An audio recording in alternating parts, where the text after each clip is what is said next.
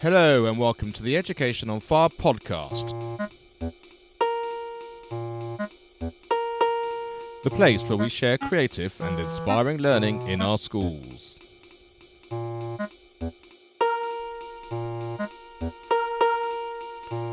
Episode 32. Welcome to Education on Fire, and you're not listening to Mark Taylor right this second because it's Bruce Langford, and I am the guest host and honored to be the guest host today with a change to interview Mark. So this is going to be a lot of fun. Hey, Mark, how are you? I'm great, and thanks so much, Bruce, for doing this. I just thought it was going to be a really interesting take on the listeners hearing some of my views from being an interviewer rather than an interviewee, or an interviewee rather than an interviewer, and just thought it'd be really interesting to see where that goes and where our conversation takes us. Well, it is interesting, and having been a music teacher myself and been involved in education and really passionate about helping kids, I really relate to you because you're truly passionate about that. But how did you get into education? What got you there? So, as you know, my background is in music. As a professional musician, I went to music college, and as most professional musicians do, they want to give back, and they also want a different income stream as well. And so teaching and education is something that the majority of us do. And so Yes, it really was sort of through teaching drums initially in schools, just sort of being able to give back some of my expert experience, both as a performer, but also, having been to a music college and studied and got my degree. So that's kind of where it started. And it's just that the more time I was in schools, and I was very lucky to be involved in some schools. For example, there's a school called the Lyceum in London, which has been sold, sadly, since I was there, but had such an arts focus that I wasn't just there as a drum teacher. I went in and did some whole class music. We were doing samba and African drumming. We were doing compositions, and it was all very cross-curricular. We were sort of tying it all in with all the other stuff they were doing, and they were really keen on that. And I suddenly had that sense that, it's the feeling that the kids were getting from being involved in music. It wasn't just the fact I was there to teach drums, and being part of that bigger educational parcel was something I really thrived on. And that's kind of where it all sort of started to go from there, really. And then, having as well as done that, I created my Rhythmically Speaking education company, which I had for 10 years or so, which was really sort of honed that sense of being able to give schools, a workshop which children really got the chance to feel what it was like to be a musician without having to learn to read music straight off the bat. They got what it felt like first, and then we were able to bring that more academic stuff in afterwards. Well, I think as a musician, you have that feeling like you're so in tuned with music, and so are a lot of children in tuned with rhythm and in tune with, that part of life. And sometimes as adults, we lose it, but I think you've got that. So did you have that as a child? As a child, did you feel like you were in tune with rhythms and music and that kind of thing? That's very true, and I think also more than that, it's more about it being part of your natural voice, or kind of showing up to the world in an authentic sense. Yes. When I went to secondary school, sort of age 11, 12 here in the UK, you at that particular time, our particular school, I was very lucky. You had to learn a musical instrument. Our sort of first year of music was actually everybody learning an instrument, and our music class was actually being part of a wind band, a little bit like kind of the band class I know that happens in the States. And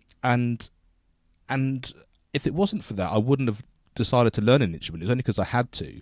But then having the feeling of that and being part of that, and actually feeling like, actually, this is my voice. Not only can I do it and really enjoy it, I kind of feel that when I'm really in flow with it, actually I've got something to say above, sort of beyond words. I was like, I can show up today and actually truly sort of express myself in a way that I couldn't in other ways. And that's probably even more important when you're sort of a teenager than it can be even in later in life. Oh, yeah, I think it can be. And when did you first get into drums and drumming? So that was at that time, as I went to age 11, when we went to secondary school, we had to pick an instrument to be part of this wind band. And as I said, I wasn't really interested in learning anything. In primary school, earlier than that, I'd done some recorders and been part of the sort of school choir and that sort of thing. So I thought when I had to learn something, I thought drumming sounded like the best of a bad bunch, to be honest. And I thought, Right. Uh-huh. if I've got to learn something, then that sounds like the most fun. So it really was that. It wasn't a burning desire to do it because I'd seen someone do it at that stage. I had sort of subsequently then seen people doing it once I was involved and really loved it even more. Sure. There was, just before we went to secondary school, having sort of done these options and decided what we wanted, we were actually visited by the music department of the school, who did various tests to make sure that what we'd put down, I think we had some kind of aptitude for. So I guess if I'd put down the trumpet but my embouchure wasn't going to be very good, they may well have steered me through.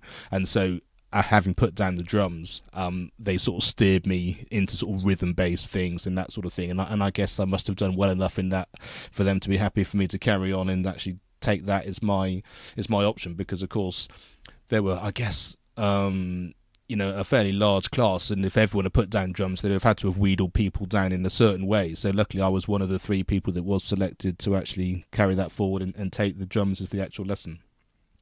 So when was the point where you decided music would be a profession and you would become a professional musician, performing and doing all the exciting things that you've done?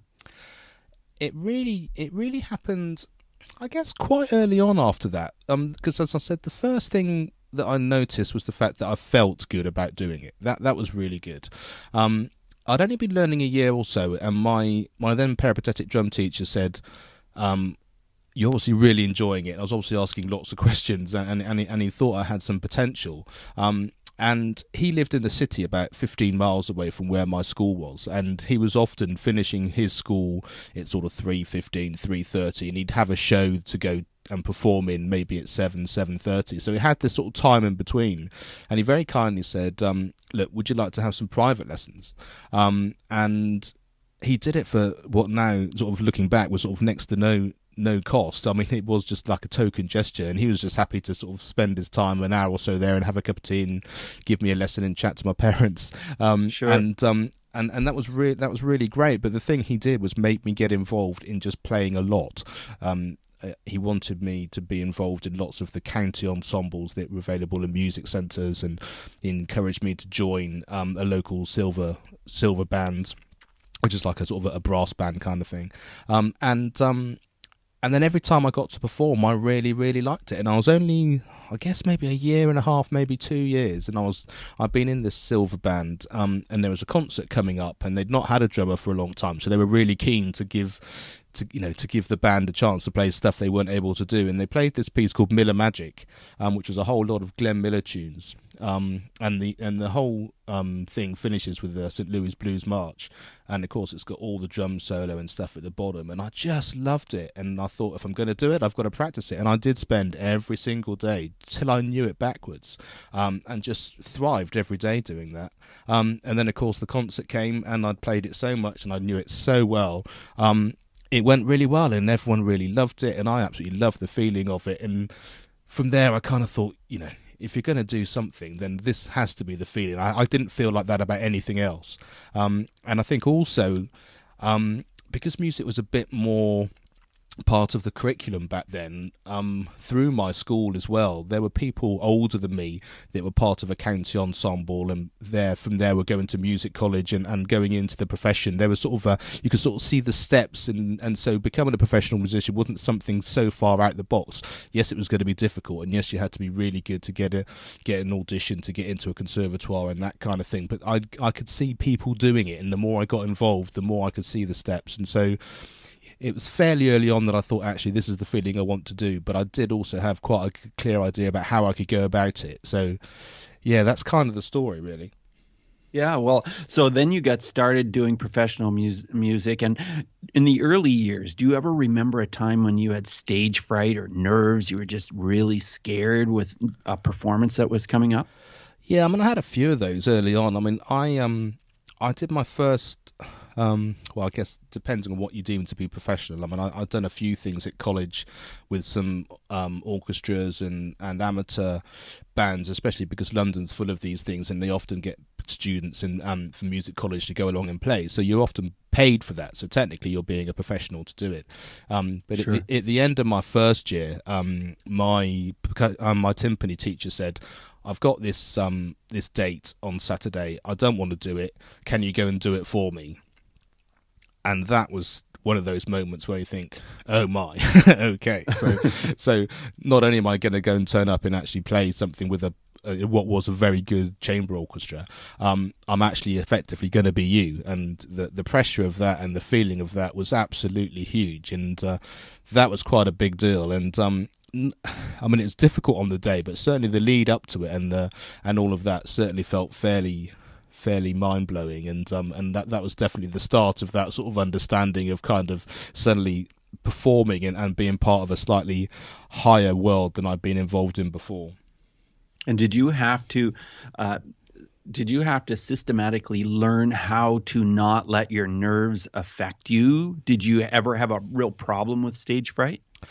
I mean, there were two or three occasions where I really was so nervous that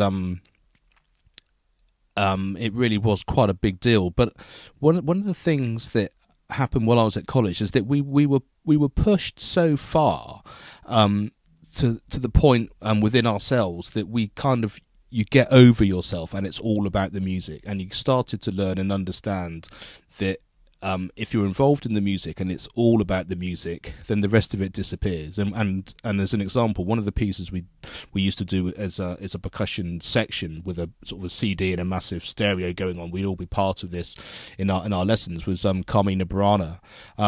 And I remember one of the things we did was just at the very beginning, where everything is going on, there's this sort of ongoing tam-tam quiet note, but it kind of just creates the whole environment of the piece that's going as it sort of starts off.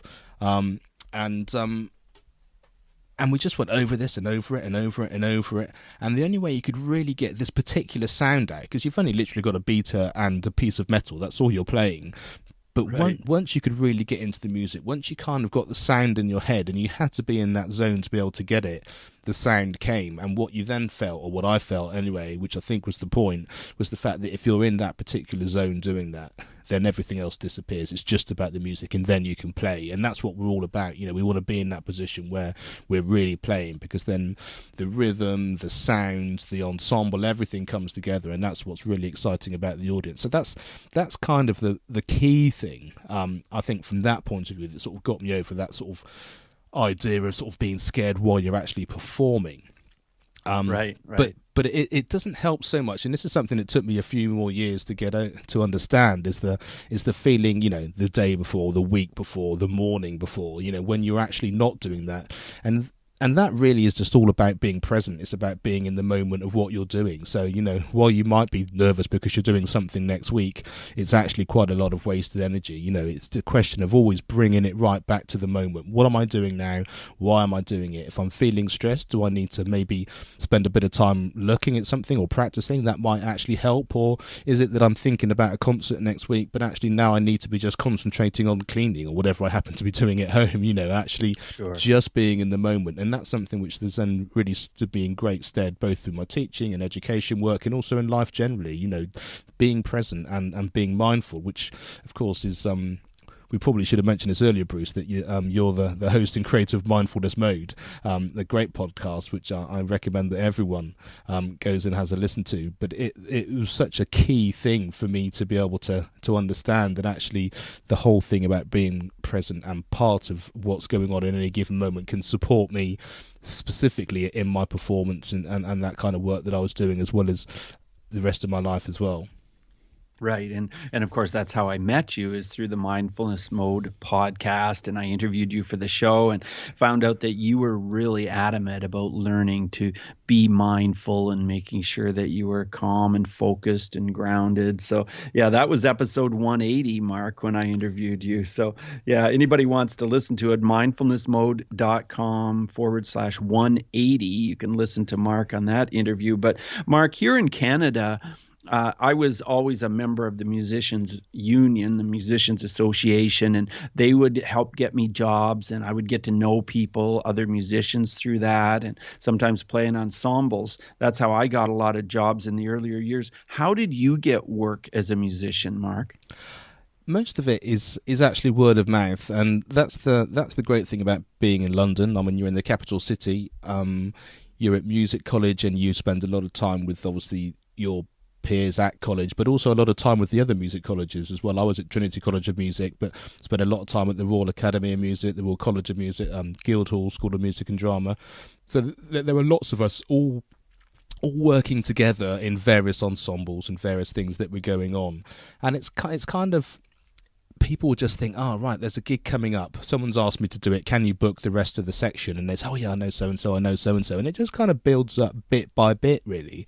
And sort of the more people that you know, obviously, the more chance there is and the more opportunity there is. And it is that kind of word of mouth and just being in the environment that's going on, really. That's kind of how it was. There's no agents involved. There is a musicians union over here, but they kind of really just help coordinate things like organising agreements and rates and that kind of thing. It doesn't really get you work in that same kind of way. I mean, I guess being part of it, you know, your name can be in the musicians union handbook and that sort of thing, which I mean I guess over the years maybe one or two things have come out of that, but generally speaking it's the people you're working with and just going and turning up and doing a good job, and then from that more things develop. So sure, yeah. Well, tell us more about Rhythmically Speaking and how you got started with that, Mark.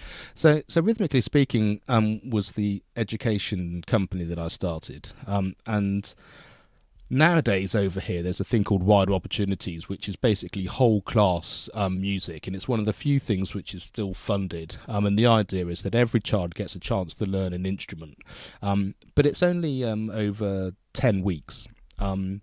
And so there's someone that comes in, and it might be a string session, so there'll be some learning a violin and a cello, and they sort of put it together and you sort of learn a little bit about it. And the idea is that after the person goes away, people may well then sign up to learn one of these instruments and carry on doing that.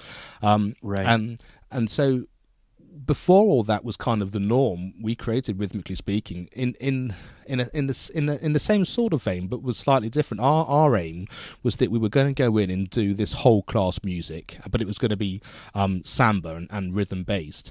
But we wanted to make it a bit more integral and give something more to the teachers. The idea was that we would go in, we would do a workshop, get all the kids involved in what they involved in the rhythms. We'd teach them the rhythms, we'd show them the instruments, we would leave a resource pack, and then the teacher could then, with the kids over the next 2 or 3 weeks, actually enhance what we'd showed them, you know, and we were able to, you know, we thought if we can teach the children to do this, the teachers certainly would be able to do it, and with our support, either from the telephone and also from all the resource material we left them, and then what we would do was we would then come back a few weeks later, see how they'd done. We would then take the baton up. We'd improve what they'd been practicing over the few weeks so they really understood the phrases that we'd learned. You know, it's things like that, even if it wasn't just the musical things, some of the knowledge-based stuff that we'd left. And then we'd put the whole thing together and we'd record it and we'd give them a CD. So that back then, was probably about 2004 we first started that. So, we'd record it and then burn off a CD for them to have. And that was the idea. So it was a chance to give the children a real sense of performance and a chance of putting something together, but also that we were going to give resources to the teachers and support them so that they could have, you know, the next year they might not need us to go in. They could actually do some of these things with the children in their next class. You know, we'd show them how to use the instruments they had in school, and while they might not have a full samba kit, you know, they'd still have a shaker, or they'd have a small drum, or they'd have some, you know, they could make do with what they had. And then, of course, if they wanted us to come back with all the real gear, then that was absolutely great. But it just gave a little bit more of a longevity. And yeah, that was the essence of it, and it was very successful for for quite a long time. And then once this wider opportunities thing came in and the government started funding those things, then there were more options for people to do that, and the funding started to disappear because it was going through a music trust rather than schools getting it from outside sources. So I see. That we then started to change a little bit about what we did, and we put on a couple of performances where we had children's choirs singing, and I organised a professional ensemble as well as actually performing. I do a lot of sort of music management, orchestral management as well. So I have a large pool of players that I can get together as anything from a duet all the way through to a symphony orchestra. So I put this ensemble together, and the idea being that we would give them something they couldn't do it in their own school. They would actually learn these songs, come together, and they'd have a real live professional ensemble to sing with, and they were fantastic. And they were great fun, and I think probably the best one we did for that was a World War II themed concert that we did, and that was pretty spectacular, and I think the kids absolutely loved it. And did the schools require that you had any sort of teaching certificate to do any of your work that you did in the schools, including what you did with Rhythmically Speaking? I don't think they probably asked for anything, but I think when we set it up, we had so much information. We made sure that they could understand what our background was. So obviously, right. They knew that I was from a music college. My co-director in Rhythmically Speaking was head of music in a school, as well as being a trumpet player.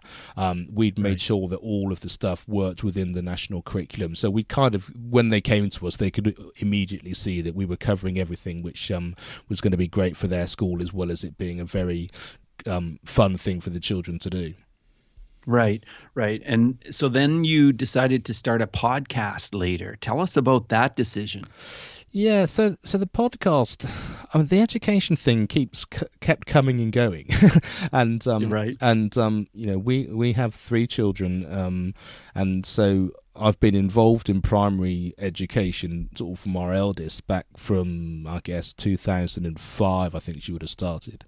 And I've seen great things going on in primary schools. I've seen money and budgets come and go. I've seen head teachers come and go. And I've seen some great things happen, and I've also seen how some great things which have been built can disappear really quickly as well, by people having a different focus or taking their eye off the ball, or just different personalities and that sort of thing. And at the same time, I was asked to join the NAPE, which is the National Association for Primary Education, and that was by a lady called Lynn Hannay, who you can hear her interview that I did on the podcast, I think back on episode 001, and she's the chair of NAPE, and she was the director of the school, the Lyceum School in London that I mentioned earlier in the interview. Oh, right. Right. And she asked me to join because she knew my views from obviously having worked with her in the school, and knew what I was about, and that we obviously had a lot in common from that point of view. And through lots of these sort of different worlds that I was mixing in, the one thing that people understood a lot was the fact that we might all agree that the education system isn't necessarily working the best for children. A lot of it's based on kind of Victorian ideas about we need people to be able to work, we need people to think in this way, the whole way the system is actually put down.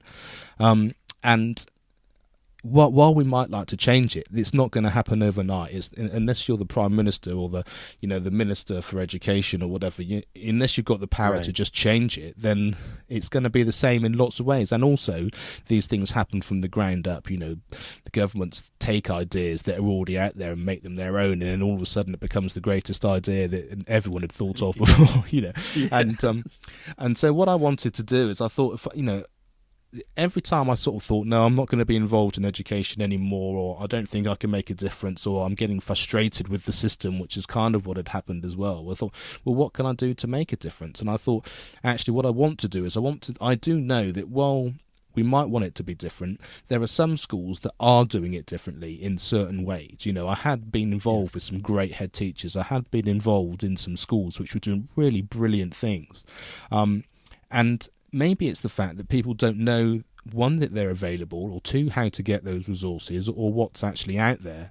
And you know, with the introduction of the internet and the fact that, you know, you, as a teacher, you're no longer just, you know, enclosed in your four sort of walls of your school, and that's all you need to know. You know, there are Facebook groups that teachers are involved in, and all manner of things that sort of open their eyes to things that are going on. And I thought actually having a podcast that showed what was going on in a school, whether it was music related, and in the computing and ed tech season 2 that I did just recently, you know, there were so many free resources out there that just completely, the children were just so excited about doing. And it's not something which you would necessarily come across unless you knew about it, but there are lots of schools that were involved in these sorts of things. And I thought if I can share the great things that are going on, then maybe more of those great things will be encouraged in more schools, and the more you can do that, then the more difference you can make. And so that was the idea for Education on Fire as a podcast, was just to share the stuff that is going on, which is great, and hopefully that would then filter through, and the more people feel that they can actually take action to make that part of their school, whichever they felt was right for their school. You know, there's no right or wrong, but if they heard something they thought, that's a great idea, I wouldn't have thought of that, or I wouldn't have come across that on my own, I can take that to my head teacher, or I can take that into my classroom and make a real difference.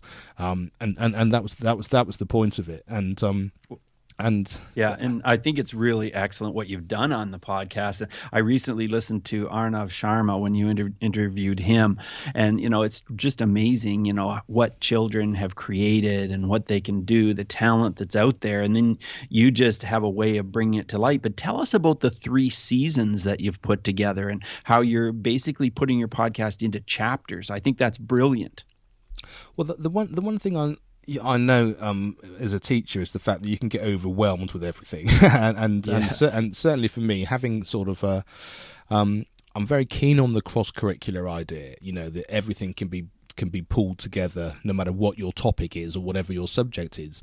Right. But within that, I thought actually having an idea of what we were talking about today, but having those common threads is also important too. So my season 1 was basically setting the scene. You know, it's about what's important as a teacher, and we talked about with Kelly Long on her Inspiration for Teachers podcast, we talked about how technology was helping people as well.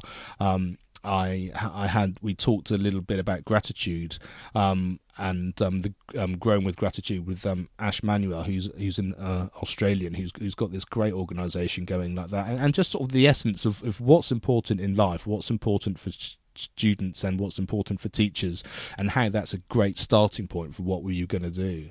And then into season 2, through my work with NAPE, I'd been invited with British Telecom over here, and invited to some of their workshops about how technology was being used in schools, and how it was a driving force for the future. And so I thought, well, the computing and ed tech would be a perfect thing to be able to tie all that together. Hence, I was able to talk to them about their Barefoot project and all those things, and the apps for good, and all those things that happened in that particular season. And season 3, which I'm just in the process of recording now, is I wanted to find out what the children thought. It takes everything right back to basics. It's that kind of, as a child at school, what is it that you would create? How would your school day be, and what would your school be? You know, would it be like an open plan loft style idea where you can be working in one corner, you can be exercising in another, you can be playing table tennis, and you know, having that sort of real sense of an umbrella of education, but within that being able to do different things at different times with a certain amount of mentorship and guidance, obviously, from the teachers. But rather than just kind of, I'm telling you now, you need to sit and do maths for 1 hour, and then the bell will go, and then you'll do some English, and then you'll do something else. Actually, just having a much more creative environment about it, and just seeing what the children thought, or whether they like the idea that they have a small classroom and that's what they do, or actually maybe they don't want to do as much exercise as we think they might want to do, or that sort of thing. And so the aim is I'm going to be interviewing some adults, but mostly the children as well, and just seeing, you know, if you could create your school day, what would it look like? How much exercise would you do? How much game playing would you do? How much project-based stuff would you do? How much traditional academic learning would you do? And, you know, and what would your school environment look like? And I think from there, I'm thinking we'll probably get a bit of a theme going across the world, because I've got people from different countries involved in different backgrounds, and just finding out what that actually is, what that looks like, and whether there are these themes, and actually whether the future's already out there if we just could find and listen to the people who are actually getting this education in what it is that they want to actually learn in a way that they can do it. Because if they're inspired and want to go to school rather than just having to go to school, then I think their experience will be very different. I think that's excellent, just excellent to find out what the children think. What thoughts do you have for season 4? Do you have any plans for that? Yeah, season 4 almost takes me full circle, really. It's going to be all about music, and part of the reason, as we sort of said about why Education on Fire became a reality, part of that was through my work with Rhythmically Speaking,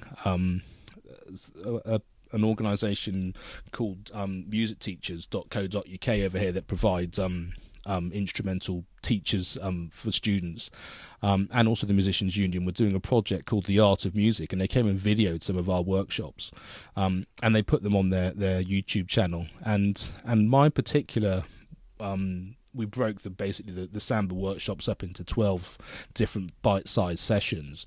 But it was the initial rhythm games that I was doing in these things, which all of a sudden the majority of these clips were getting sort of 5,000 or 6,000 views. But these initial rhythm games, I think now they're over something like 260,000.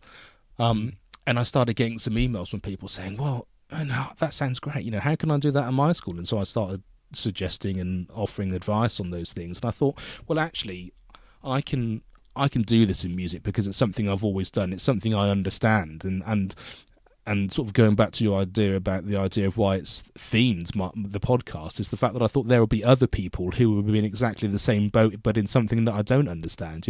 Hence the reason that while the music season, I'll be able to give lots of resources and interview lots of people who've got some great things to offer. In the computing season, I was able to offer lots of advice through the experts that I was interviewing in that particular scenario. My aim is that in the future, when I do well-being and when I do sport and all of these different type of topics, I'll be able to interview those people, and they'll have those skills and they'll have those resources available to help teachers implement them in their schools. So that's kind of the idea of how that all works. So do you go out looking for people to interview, or do they often find you? It's often been a question of a little bit of an inspired email or a conversation that's led to an introduction. It's been fairly organic, I have to say, and the times when I've been inspired to make to follow up on something I've seen maybe on social media or an organisation that I've thought was a really interesting one, when I've reached out to them, they've been really thrilled to be involved. So it's been a real lesson in just following your heart, really, and following what you feel is right. Right. And I don't know why that is. Maybe it's because this is an important path for me, and it's just unfolding as it should, and that's obviously a really important way to live your life, if you can be in that kind of flow. And the more time I spend doing that, the more positivity I get back, and certainly the more response I get from some really great people who are being incredibly supportive and making a real difference. Right. Well, you certainly are making a real difference. And, just what you said about the lesson in following your heart, you really seem to have followed your heart as you've moved through your career from one thing to another. So as we kind of wrap up our interview, do you have any final thoughts that you'd like to share, maybe about something that you're working on, something that's upcoming, or just final thoughts for the listeners? Yeah, I think the one thing I had, which I was never quite sure what it was about. I had this sense that I needed to do something which was big, sort of global, something which was going to make a real difference. But I also had a sense of it needing to be personal. Mm-hmm. And I think the thing that I found in podcasting is, in that particular scenario, you get both. Right. Education on Fire is now listened to in 25 countries around the world. So, it really is truly global in terms of its reach, all the way from the Far East, all the way around Europe and in America, and into some countries in Africa now, which is something which has started to be developed in the last few weeks, which I've noticed. So it's got far-reaching, but it's also very personal as well. It's personal. It's as we are now having a one-to-one conversation. There'll be thousands of people listening to it, but this is a very personal conversation just between the two of us, and it's the combination of both of those things. And just going one step further with that, with the music season that's going to be coming up, I'm gonna use both of those things together. So while I'm going to be interviewing people and offering things that people can download, around the world, sort of musical things which you can use in any environment to support music and being creative in your school, I'm also going to be doing it locally as well, because we're trying to combine it with one of the schools that I teach the drums in locally, which is a secondary school. We're trying to work on how the transition between the primary school to the secondary school can be improved, and music's a really great one of that, because you get to experience the same type of thing in both environments. So we're going to try and work on a way of getting some of the primary schools into the secondary school, getting the children mixed so that you've got the primary and secondary children working together, which is something I've done already in a different school earlier this term. And then giving the staff some support and some resources to help them do that. But then everyone gets a real chance to benefit.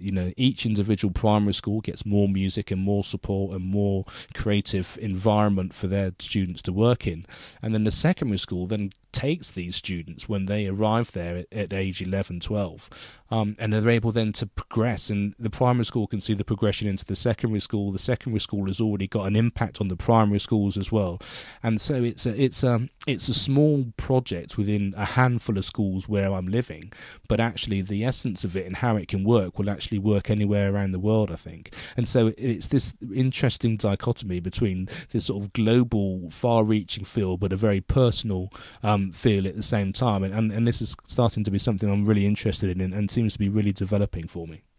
Oh, that's great. Yeah, I think it's really important to get the younger children and the older children together, working together, sharing ideas and thoughts and performances. And there's nothing like music to bring kids together. So I think it's wonderful that you're doing that. I know here in Canada, my son, he does a lot in school with music. He plays the saxophone and the clarinet, and he plays the drums as well. So they do things with the other schools in the community also. So yeah, for sure. I think that's really, really wonderful what you're doing. So Mark, it's been great interviewing you today and learning more about what you do, and just keep up your great work with the podcast and helping children in education and adults too.